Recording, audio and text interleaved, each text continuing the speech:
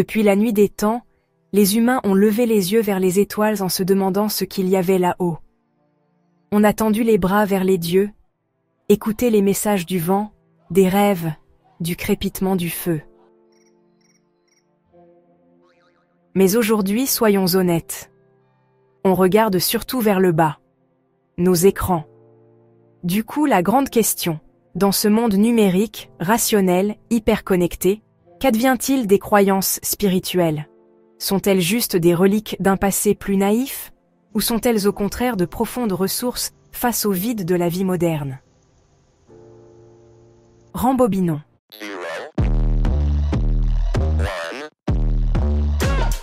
Let's get started.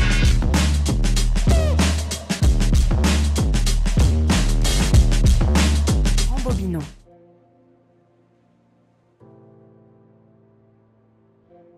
Bonjour à tous. Bonjour à toutes, bienvenue sur Écho et Résonance. J'espère que vous allez bien. Dans les sociétés anciennes, le spirituel était partout. Il rythmait le temps avec les fêtes et les solstices. Il fixait les règles morales et sociales. Il expliquait la création, la mort, la maladie.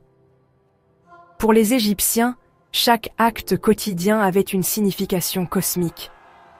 Partout en Afrique, les ancêtres, les esprits et les rituels guidaient l'existence. Dans l'Europe médiévale, Dieu était au centre du pouvoir, de l'agriculture, de tout. Dans les sociétés traditionnelles, la spiritualité n'était pas séparée du quotidien. Elle s'incarnait dans les gestes, les chants, les rituels, les offrandes.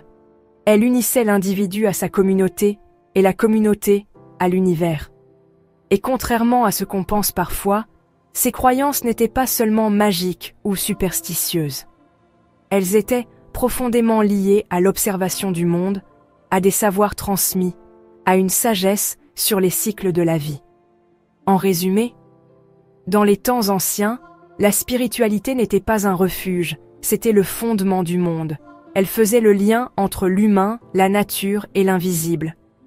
À cette époque, croire n'était pas un choix personnel, c'était juste comme ça, une évidence culturelle. Et puis, il y a eu un grand tournant.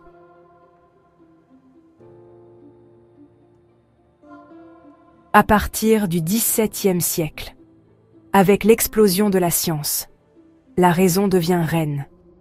Descartes, Newton, Galilée, ils rendent le monde mesurable, analysable, explicable. Arrive ensuite le siècle des Lumières. Pensez à Voltaire, Rousseau, Diderot. Ils dénoncent les superstitions, les dogmes religieux et l'obscurantisme.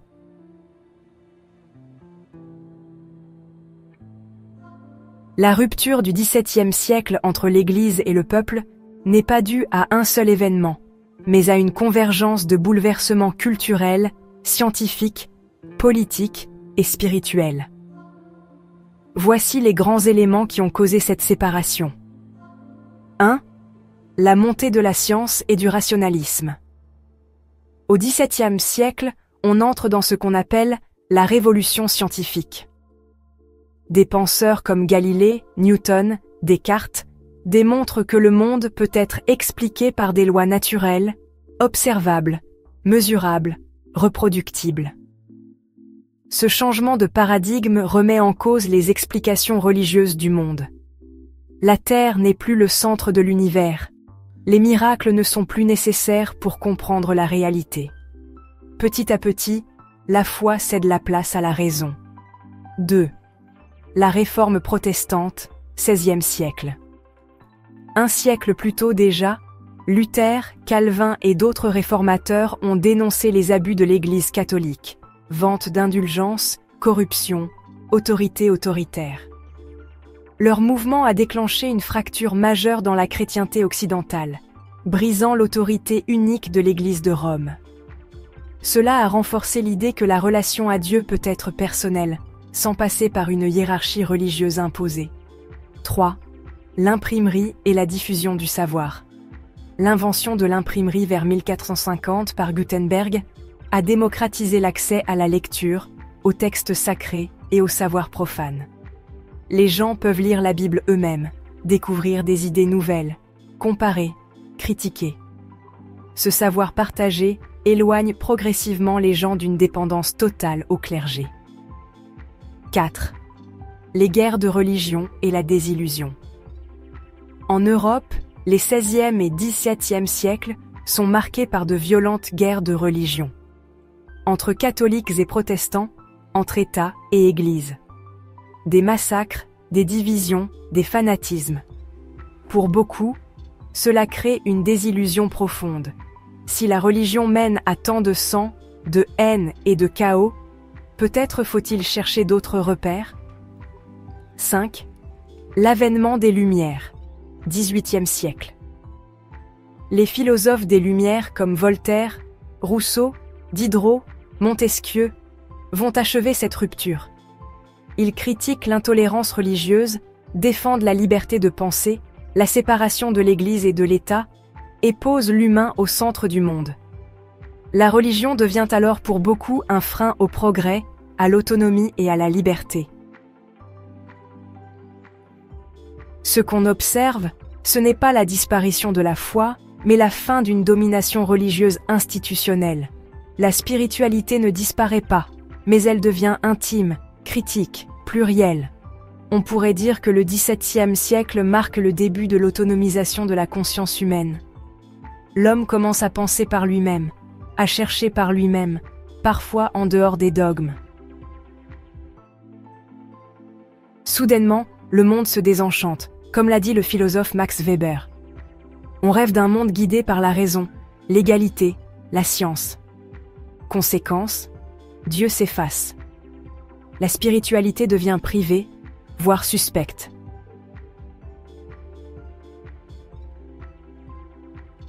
Maintenant, sautons à aujourd'hui. Certains appellent ça l'hypermodernité. Tout est instantané. On est plus individualiste, hyperconnecté, toujours en train de consommer.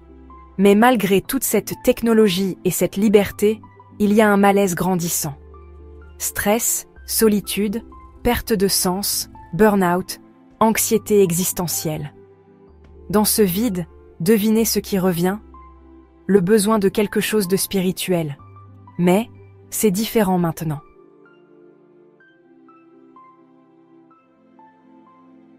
La spiritualité est plus personnelle, plus flexible. On pioche un peu partout. Méditation bouddhiste, yoga indien, tarot occidental, astrologie, même la sorcellerie moderne.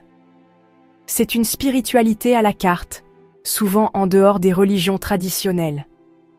Pensez aux retraites silencieuses pour cadres surmenés, aux TikTok ésotériques, aux applis qui proposent des mantras et des oracles numériques.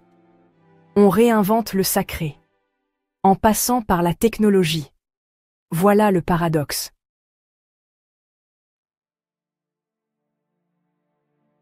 La vie moderne questionne les croyances, mais elle les réinvente aussi. Bien sûr, certains voient la spiritualité comme irrationnelle, ou elle est parfois récupérée et instrumentalisée par l'industrie du bien-être. Mais pour beaucoup, c'est une boîte à outils pour la résilience, la connexion à soi et le lien aux autres.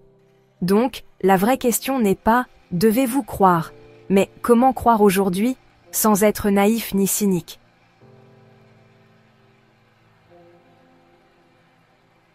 On pourrait croire que notre époque, ultra connectée, technologique, rationaliste, a définitivement tiré un trait sur le sacré.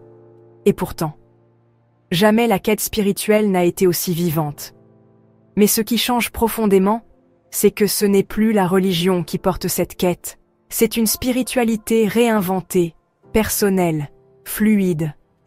Pourquoi ce retournement? Un rejet de l'institution, pas du besoin de sens pendant longtemps, l'Église, ou les institutions religieuses en général, étaient les gardiennes du sacré.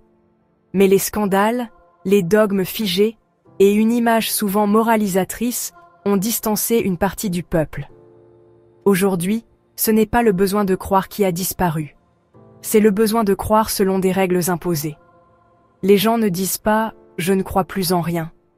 Ils disent souvent « je crois en quelque chose, mais je ne me reconnais plus dans les religions ».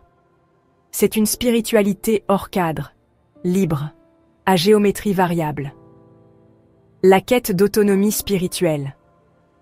Nous sommes dans une époque où l'on veut choisir ses valeurs, ses rituels, son parcours. C'est la fin du prêtre ou du maître spirituel tout-puissant. Aujourd'hui, chacun devient un peu son propre guide. On pioche dans plusieurs traditions, on mélange la méditation, l'astrologie, les cristaux, la psychologie, les énergies. C'est une spiritualité hybride, parfois floue, mais profondément sincère. Ce n'est pas l'absence de foi, c'est une foi personnalisée, une réponse au vide et à l'anxiété contemporaine. Le monde va vite, trop vite. On court, on travaille, on consomme, on scrolle. Mais au fond, beaucoup se sentent perdus, déconnectés, seuls. La spiritualité revient alors comme un refuge, un espace de recentrage, un moyen de retrouver du lien intérieur.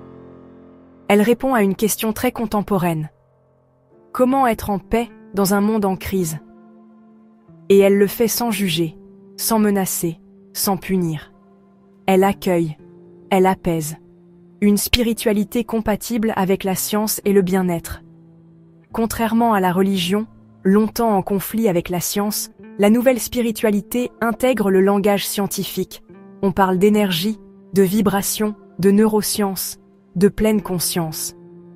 Elle se présente comme un outil de développement personnel, pas comme une vérité absolue. C'est une spiritualité du ressenti, pas du dogme. Un retour à l'intériorité. Là où la religion parlait souvent d'un Dieu extérieur, lointain, jugeant, la spiritualité contemporaine parle de lumière intérieure. Dieu, l'univers, l'âme, l'énergie, peu importe le nom, le sacré est en soi. Il ne se trouve plus dans les temples, mais dans le silence, la nature, la méditation. On est passé d'une relation verticale, Dieu au-dessus, à une relation horizontale, Dieu en soi, autour de soi. Une foi devenue moderne, décomplexée et intime. Ce retour vers la spiritualité n'est pas un retour en arrière. C'est peut-être une tentative de réconcilier la raison et le mystère, la liberté et la foi. Une génération entière explore d'autres chemins vers le sacré, hors des églises, mais pas hors du cœur. Car au fond, peu importe le nom qu'on lui donne, ce que l'être humain cherche encore, c'est un sens à sa présence sur Terre.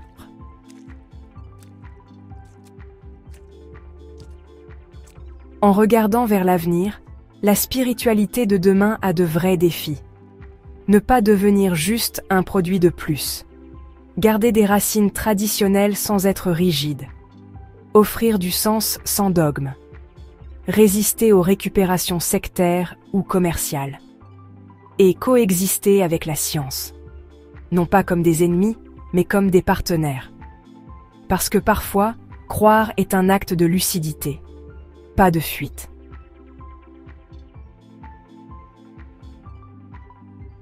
On a toujours cherché du sens, une direction, un souffle. La modernité a brisé certaines chaînes, mais elle a aussi laissé un vide, et maintenant, on essaie de le combler avec de nouvelles formes de spiritualité.